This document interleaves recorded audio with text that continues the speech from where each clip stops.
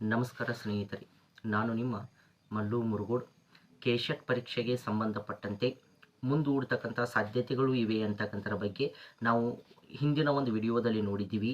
ಏಕೆಂದರೆ ಗಣತಿ ಕಾರ್ಯದಲ್ಲಿರ್ತಕ್ಕಂಥ ಸರ್ಕಾರಿ ನೌಕರರು ಕೆಶೆಟ್ ಪರೀಕ್ಷೆಯನ್ನು ಮುಂದೂಡುವಂತೆ ಮನವಿ ಪತ್ರವನ್ನು ಕೆಎಗೆ ಅಂದರೆ ಕರ್ನಾಟಕ ಎಕ್ಸಾಮಿನೇಷನ್ ಅಥಾರಿಟಿಗೆ ಸಲ್ಲಿಸಿದರು. ಆದರೆ ಕೆಎದವರು ಯಾವುದೇ ರೀತಿಯಾದಂಥ ಅದಕ್ಕೆ ಸಂಬಂಧಪಟ್ಟಂತೆ ಒಂದು ಮುಂದೂಡತಕ್ಕಂಥ ಒಂದು ಅಧಿಸೂಚನೆಯನ್ನಾಗಲಿ ಅಥವಾ ಯಾವುದೇ ರೀತಿಯಾದಂಥ ಪ್ರಕಟಣೆಯನ್ನಾಗಲಿ ತಿಳಿಸಿಲ್ಲ.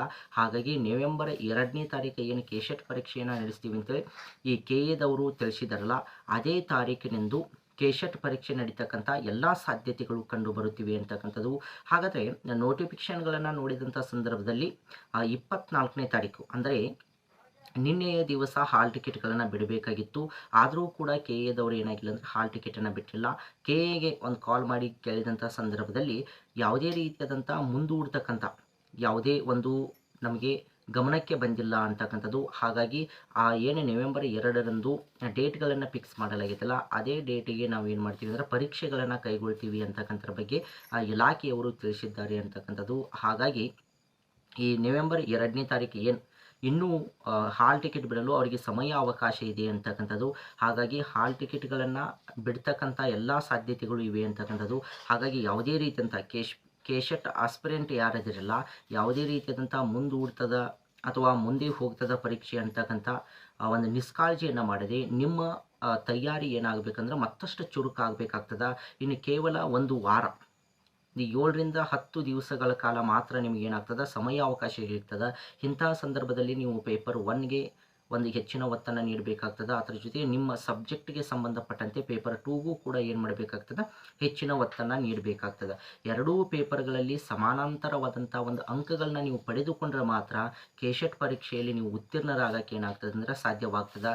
ಹಾಗಾಗಿ ಯಾವುದೇ ರೀತಿಯಾದಂಥ ಮುಂದೆ ಹೋಗ್ತದ ಅಥವಾ 1 ತಿಂಗಳು ಹೋಗ್ತದೆ, 2 ತಿಂಗಳು ಹೋಗ್ತದೆ ಅಂತಕ್ಕಂಥದ್ದು.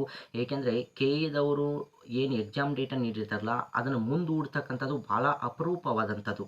ಏಕೆಂದರೆ ಅವರು ಏನು ಡೇಟ್ ಕೊಟ್ಟಿರ್ತಾರಲ್ಲ, ಅದೇ ಡೇಟ್ಗೆ ನಡೆಸ್ತಕ್ಕಂಥ ಎಲ್ಲ ತೀರ್ಮಾನವನ್ನು ಏನು ಮಾಡಲಾಗಿರ್ತದೆ, ಕೈಗೊಳ್ಳಲಾಗಿರ್ತದೆ. ಈಗಾಗಲೇ ಕೆಎದವ್ರು ಏನು ಮಾಡಿದ್ರೆ ಕೆಶೆಟ್ ಪರೀಕ್ಷೆಯನ್ನು ನವೆಂಬರ್ 2ನೇ ತಾರೀಕನ್ನು ನಾವು ಏನು ಮಾಡ್ತೀವಿ ಅಂದರೆ ನಡೆಸ್ಕೊಂಡು ಹೋಗ್ತೀವಿ ಅಂತಕ್ಕಂಥದ್ರ ಬಗ್ಗೆ ತಿಳಿಸಿದ್ದಾರೆ. ಹಾಗಾಗಿ ಯಾರೋ ಒಂದು ಮನವಿಯನ್ನು ಸಲ್ಲಿಸಿದಾರು ಅಂತೇಳಿ ಏನು ಮಾಡೋದಿಲ್ಲ ಅಂದ್ರೆ ಅವರು ಮುಂದೂಡ್ತಕ್ಕಂಥ ಸಾಧ್ಯತೆಗಳು ಭಾಳ ಅಂದ್ರೆ ಭಾಳ ಕಡಿಮೆ ಇವೆ ಅಂತಕ್ಕಂಥದ್ರ ಬಗ್ಗೆ ನಾವು ನೋಡ್ತೀವಿ.